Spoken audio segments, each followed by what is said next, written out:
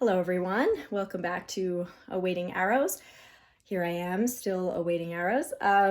This is sort of my infertility journey channel or groupings of videos. I don't even know how to describe it exactly. It's just a place for anyone who's new where I come and just chat about my journey with struggling to have children. And lately I've been thinking about the terminology of it. A lot of times in scripture, childlessness is like mixed in with the word barren, or with like infertility is how we say it in our world. But I've been thinking that, I mean, I'm not going to get overly offended by the terms, but I have been thinking that there is a difference between infertility struggles and barrenness. Like, there are different levels, and I'm definitely not claiming barrenness, because barrenness to me indicates that you don't have a uterus, or like you have a disease of some kind, or an inability to have, like a physical inability to have children without God doing a miracle. And children are always a miracle, but that's how I would define barrenness.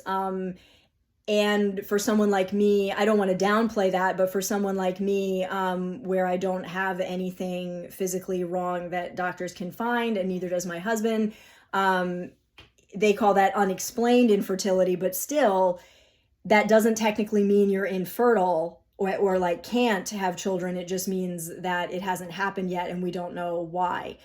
And there's lots and lots of reasons, and that can bring hope, but it also is very frustrating because, sometimes if there is something wrong, there's a lot of finality to that, but sometimes it can be fixed. And I mean, your circumstance, you always want something better. Like, the grass is always greener on the other side. But for my circumstance, unexplained infertility is very frustrating because you can't explain it. And it's very easy to get mentally distracted by all the things that it could be. Am I too skinny? Am I too heavy? Am I eating enough protein? Am I getting enough, like, am I deficient in vitamins? Is my cycle too long or too short? Like, you start obsessing about, like, should I not drink alcohol ever? Am I having too much sugar? Like, all of these things. But then you can always look at somebody that has a terrible lifestyle and have a messed up cycle, and somehow they get pregnant constantly. And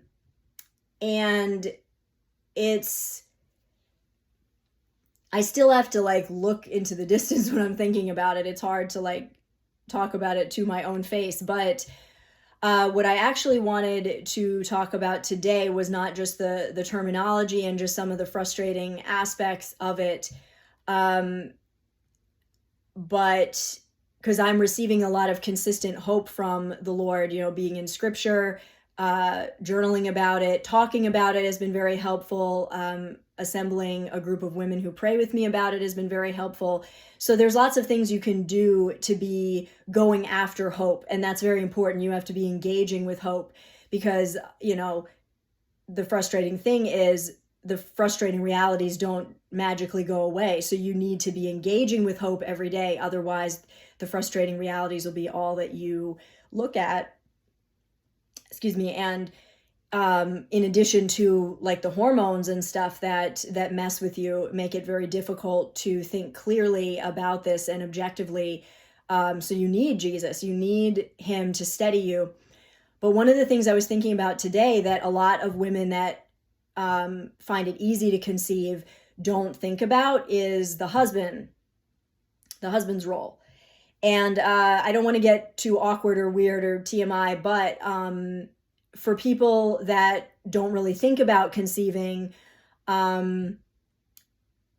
you hear how people talk about children, and you hear how, like, in our world, we kind of laugh off or kind of devalue or downplay the husband's role, except when we want to complain, like, oh, you did this to me, or you gave me these children, or whatever.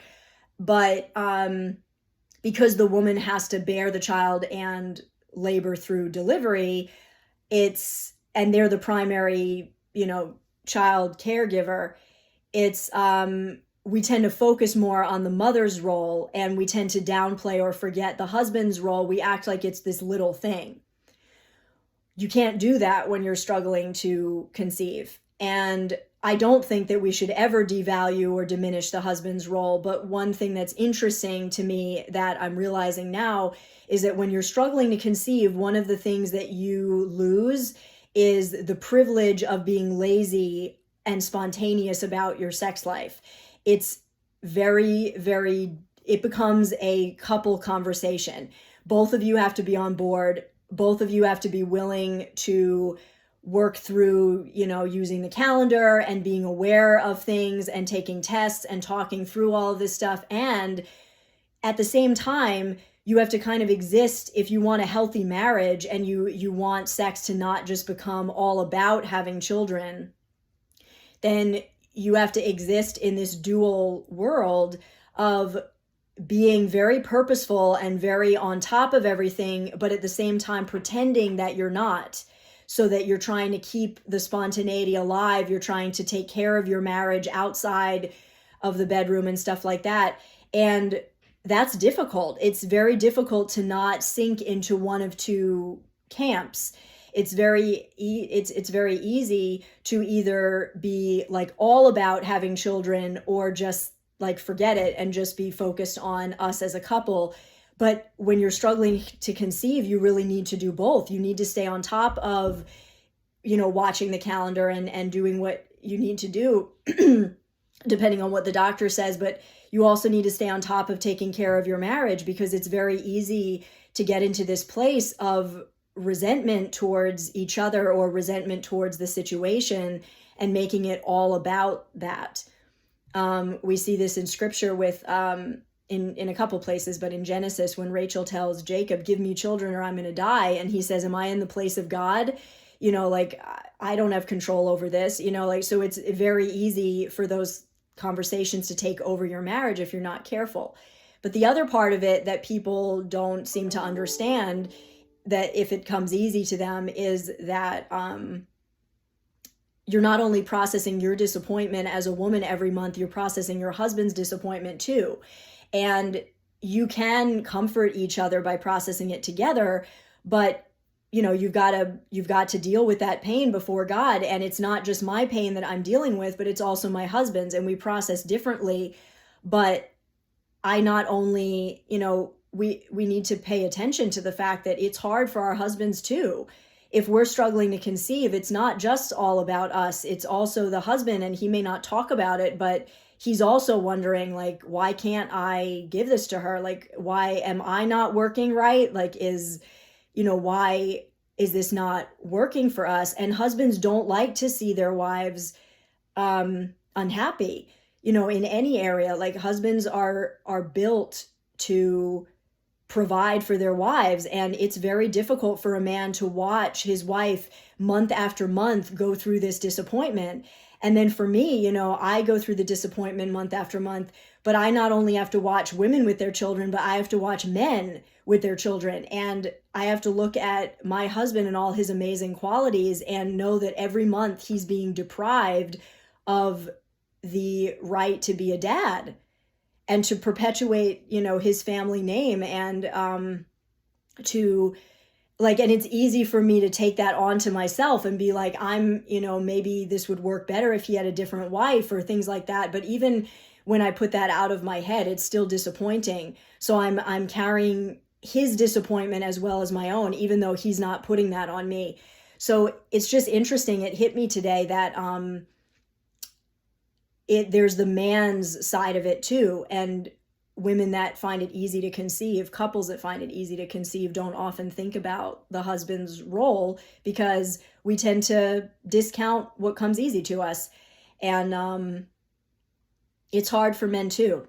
They just don't talk about it. And so my encouragement to anyone who's struggling with infertility is, look after your husband's heart as well. Don't try to force emotions out of him or force him to talk about stuff, but make sure that you show him that you still value your time as a couple and you still find ways to enjoy it and make it spontaneous. Get counsel from married couples that are older that you admire and trust in the Lord. about how to keep, your marriage, all the aspects of it alive and spontaneous and romantic. Your husband needs that and you need that. That's part of reaching for hope, even in the midst of disappointment. Don't let your entire life become about this disappointment. Reach for the full life wherever you can. And that will help you no matter what. I mean, if you have to go through this heartache and nothing is going to stop it, at the very least, you can go through it together. Don't allow your marriage to be ruined by this, or by anything, by sickness, by other kind of disappointment, financial issues. Don't let your marriage be ruined by any of that, because you need each other and you need God to get through this. So make sure you're cultivating both.